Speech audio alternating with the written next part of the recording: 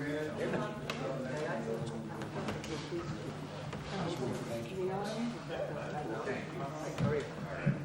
Doris. Hello. Hi, Doris. How are you? Great. I'll find those things. Hi, how are you? I'm fine. Well, parts are here.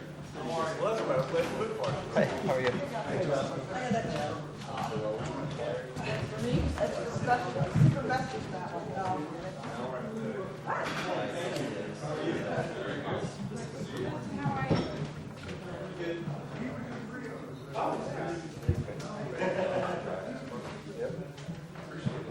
Okay, so it's specific.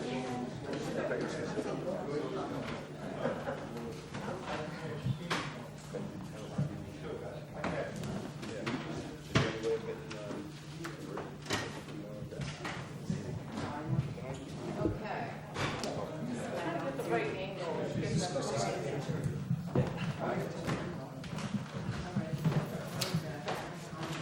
I'd like to call to order the July meeting for the town of Shandaken. Please rise. Pledge allegiance.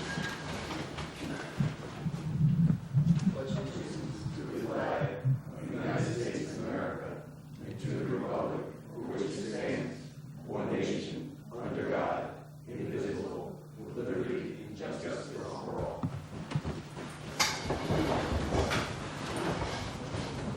Board Member Bernstein? Here. Board Member Haley? Here. Board Member Malloy? Here. Board Member Storms? Here. Supervisor Stanley? Here. I entertain a motion for the previous town board minutes. I'll make that motion. I'll second it. All in favor? Aye. Opposed? Motion carries. Supervisor's financial report, June of 2015. Excuse me. Supervisor interest and penalties, $23,010.39. Police fees, $55.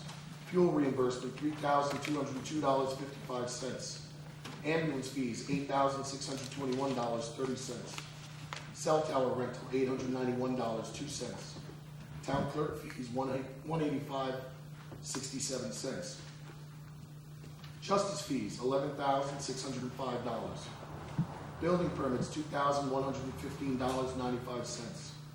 Planning fees, $100. Dog licenses, $148. Zoning, $25.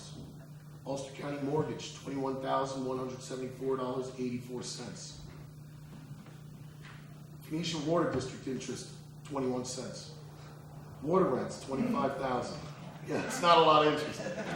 Reimbursement for work done, $50. Ulster County sales tax, $28,098.98. Time Warner, $15,505.66. Postage reimbursement, $72.75. Receipt from highway, May interest, 55 cents. Savings account interest, $86.70. Scrap metal recycling, $322.50. Reimbursement from Cornell Cooperative Extension, $10,167.51. Reimbursement for the sign, $1,017.74. For a grand total of $151,457.32. Excuse me.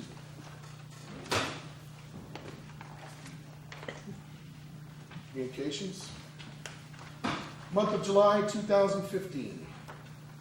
Phoenicia Water, we're still awaiting response from the USDA concerning our application for emergency funds for the repair of the Bridge Street main.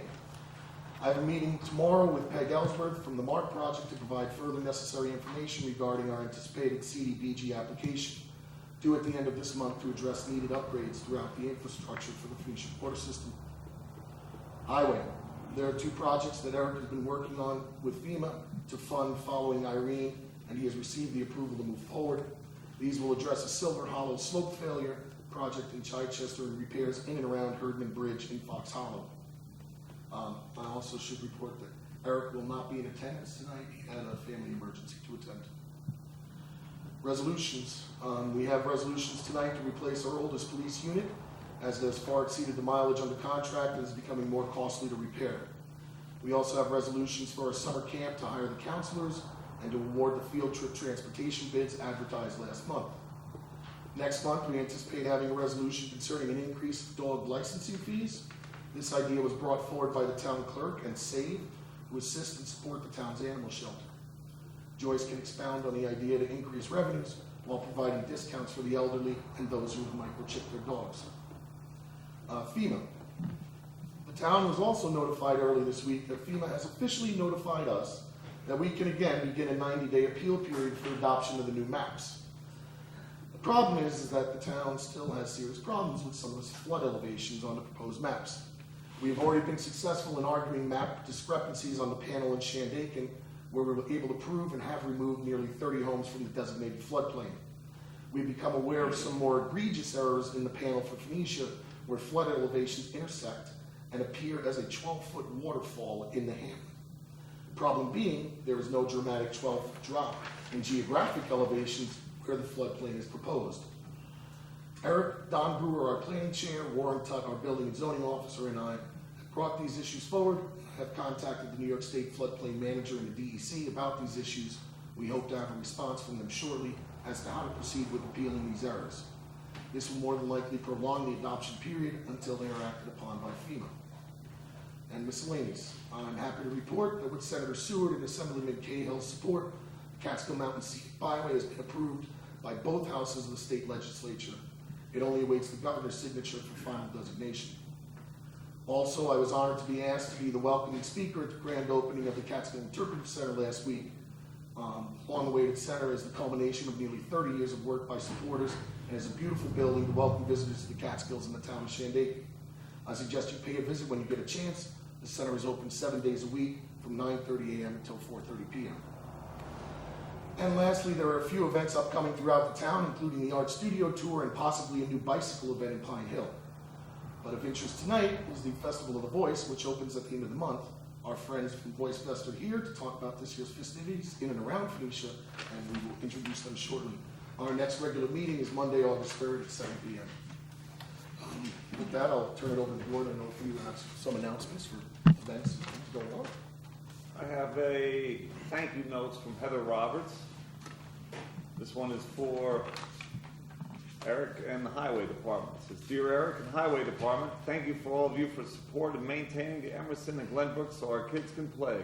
Shandaken Soccer Club and the Mountain Valley Little League. And this is to us at the town board, Rob and the town board. This is thank you.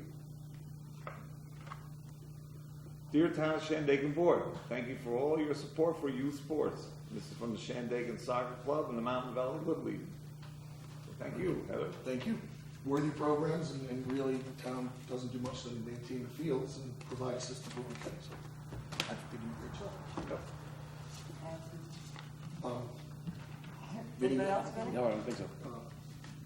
Okay, so July is very busy in Shandaken. All these events are posted on our website, shandaken.us, as well as our Facebook page, the information booth on Main Street, Phoenicia, and in the bulletin board downstairs here, for those of you that don't go online. Shandaken Theatrical Society will be performing Little Shop of Horrors weekend from July 10th to July 26th. Call 688-2279 to reserve tickets. The Shandaken/Phoenicia Art Studio Tour is July 17th through 19th. Go to shandakenart.com for more info. The Chicken Barbecue at the American Legion Post 950 in Phoenicia is on Saturday, July 18th at 2 p.m.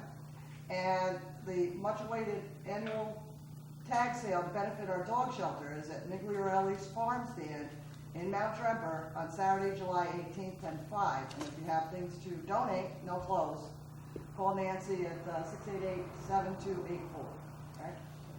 The Native American powwows at Big Indian Park on July 18th and 19th. Call 254-4238 for more info.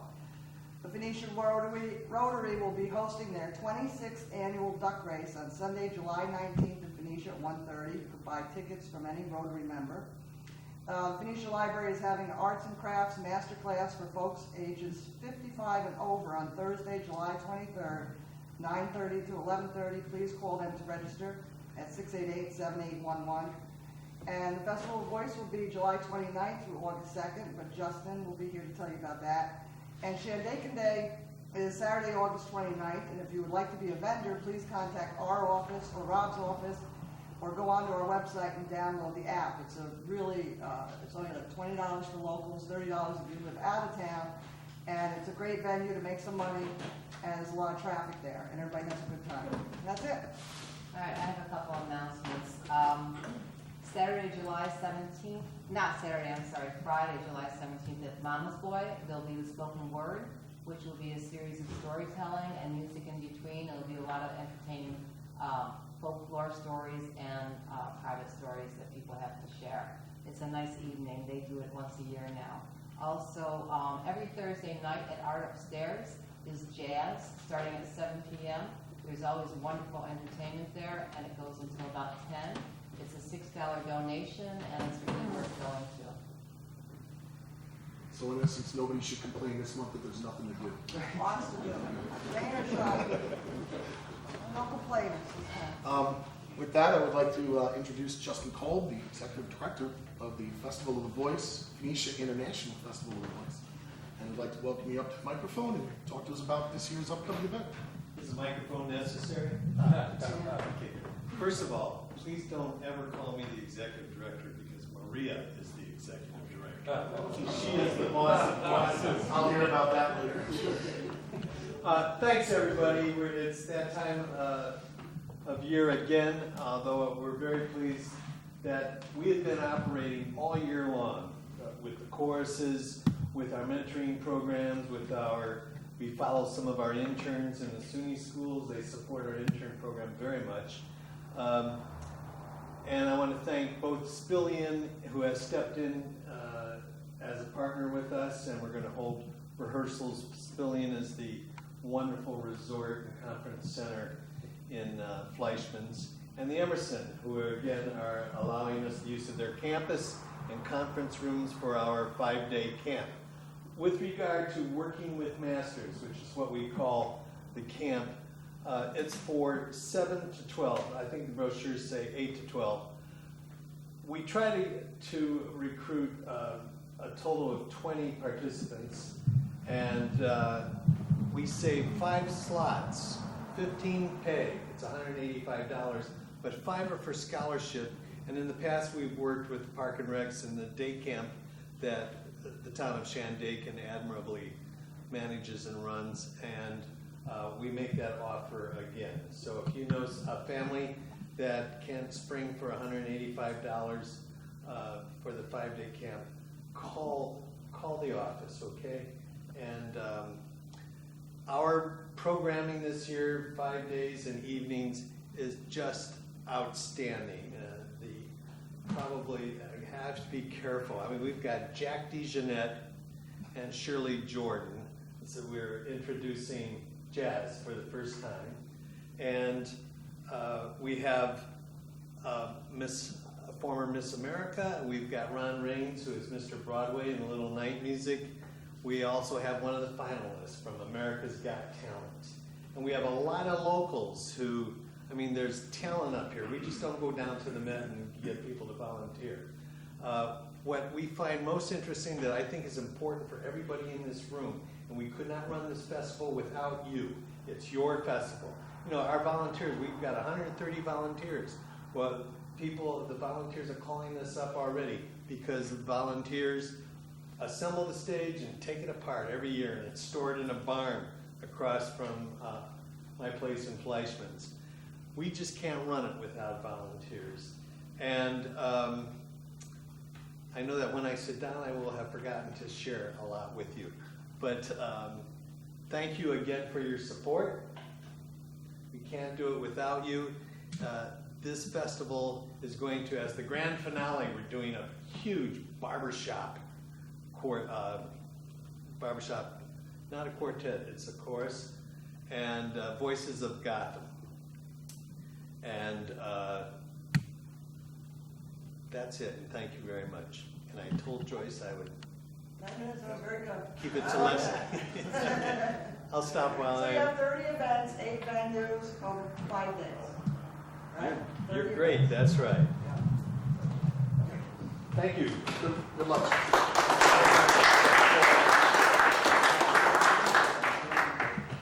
With that, we move on to committee reports. Rich, the end.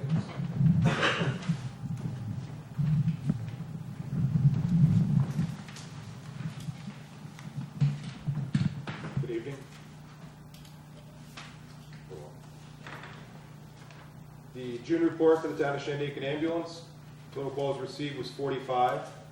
Mutual aid was given 3 times, twice to Lexington, once to Wyndham ambulance, and mutual aid was not received. After a slight lull in calls, the town of Shandaken ambulance service is now in the spring and summer, which brings a largely increased call volume in comparison to the slower months of April and May. The summer months bring special hazards to our citizens and visitors, as yearly we see an increase of heat-related emergencies such as dehydration and heat exhaustion, bee stings, motor vehicle accidents, recreational accidents, and exacerbation of existing breathing problems. With increased traffic on our hiking trails, we also see a large increase in these types of calls on our mountains, and will occasionally find ourselves going up a mountain to help save somebody in peril, as we already did once last month.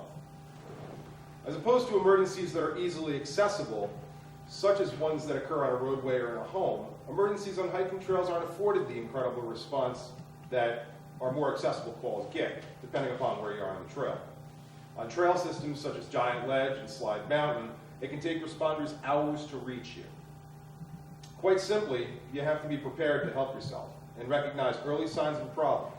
Hydrate prior to embarking and continually hydrate when you're on the trail.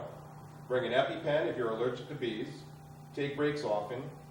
If you have a pre-existing medical condition, rethink your trail choice or take up chess. Always hike with a buddy, for sure. Some GPS manufacturers make units that have capabilities to transmit distress signals despite no cellular coverage as well in an emergency. So think of purchasing one if you're going on a particularly ambitious trek. Just be sure not to activate the distress button by mistake. Thank you. Thank you, Rich. Chess. Thank you. That, the other Jen, please. All you need is a fancy hat. He beats you with a fancy hat. All right, so I apologize for not being here last month, but the May report is here. It's 160 calls for service, 27 arrests, and 84 signs issued. In June, it was 148 complaints, 96 tickets issued, and 7 arrests.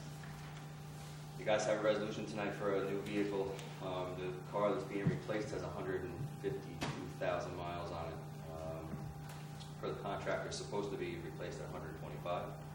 Conversations with Rob and Tim, we've extended that, but now it's just getting to the point where the car really needs a lot of work in the thousands of dollar range, so it kind of behoove us to move on and get a new car at this point. The second thing I just want to bring up is manpower issues. Obviously everybody knows we have a vacancy still from the beginning of the year, and one guy that is out on an injury. So out of the 4 part-time guys that we hired, back when I took over, we've also lost one of those guys went full-time with another agency, so his availability for us is really nothing at this point because he's working midnights. And I just heard today from another one of the part-timers, he's looking to resign. He took a supervisory position in another police department, so I should have his resignation letter tomorrow, as a matter of fact. So just something to keep in the back of your mind. Hopefully next month we can move on making some movement to maybe fill that full-time spot, at least on a temporary basis. Okay, thanks. Right. Mr. Warner. Hi, hello. Good job. Okay.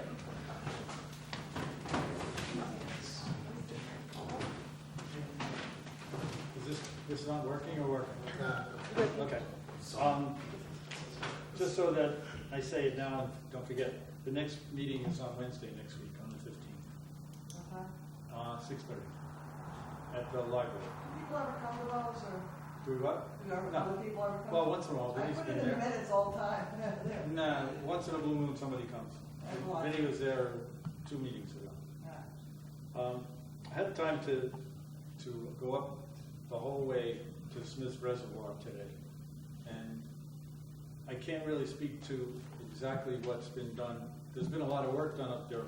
You can go most of the way up on an ATV and probably fish your way through the woods all the way to Smith's. But, it's pretty rough.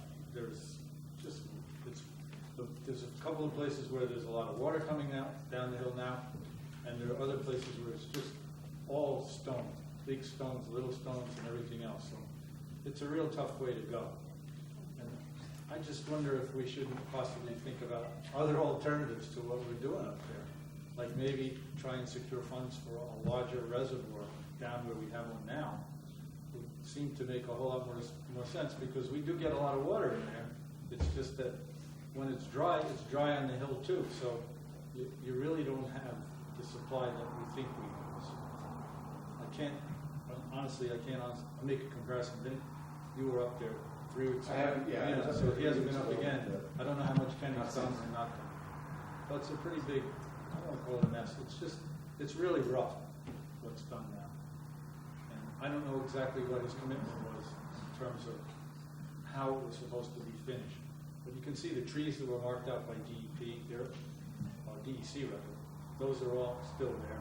So no work has been done to, clear a pathway through, because they're really in the way of driving up there.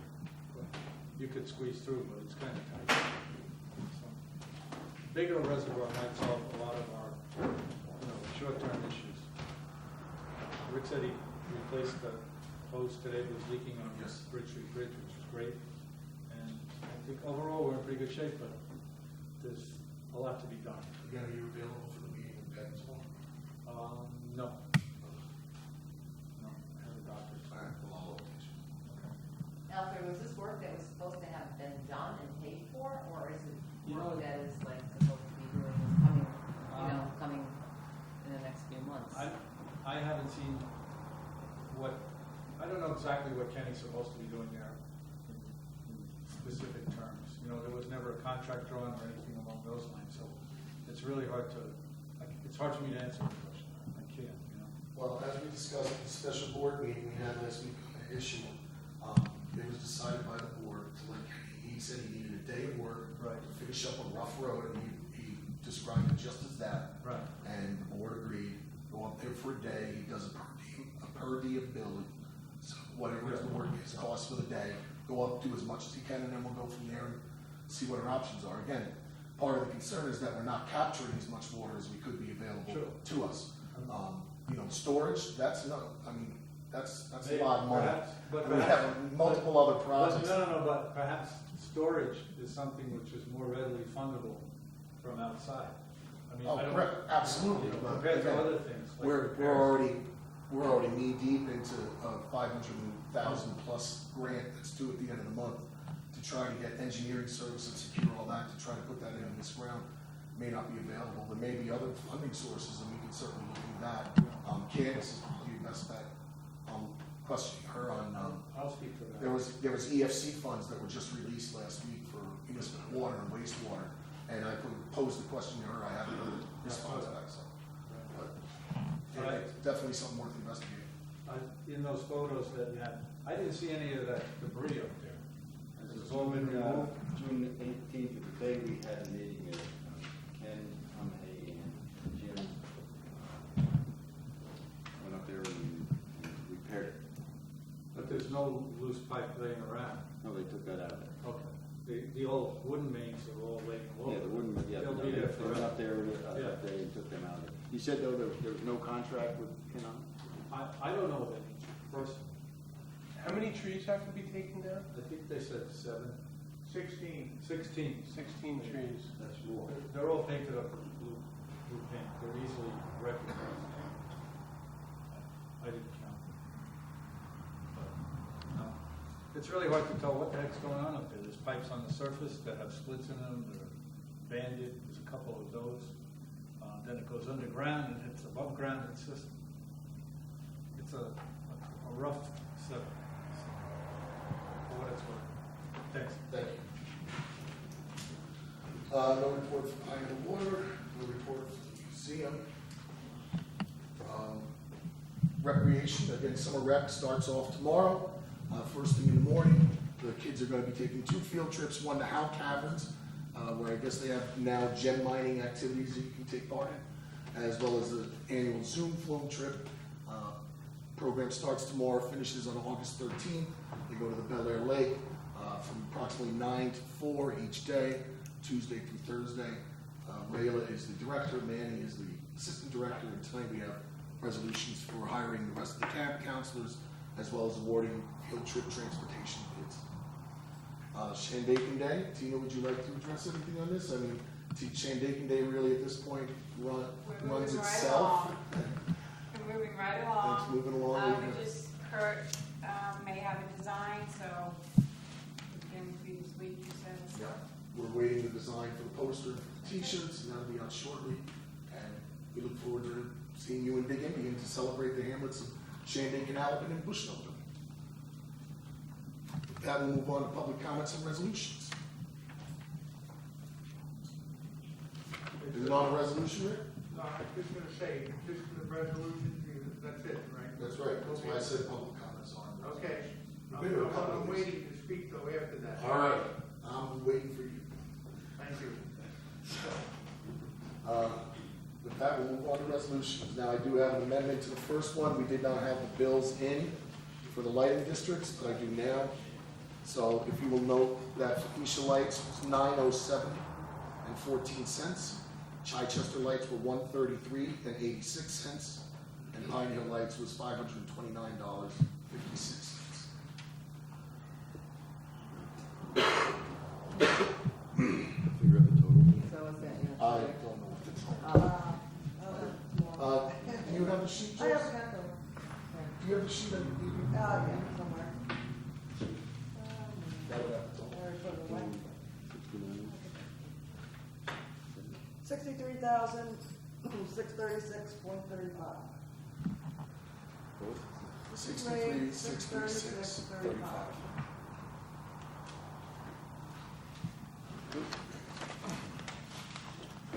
Resolution number 90-15, resolution to pay all bills, whereas the Department of Audit and Control require town boards to sign and inspect all vouchers coming into the town for payment. The number and total amounts from each fund, therefore be it resolved that the town board authorize the following vouchers paid. General, $30,235.45. Highway, $29,340.97. Phoenicia Water, $1,887.14. Pine Hill Water, $602.23. Phoenicia Lights, $907.14. Chichester Lights, $133.86.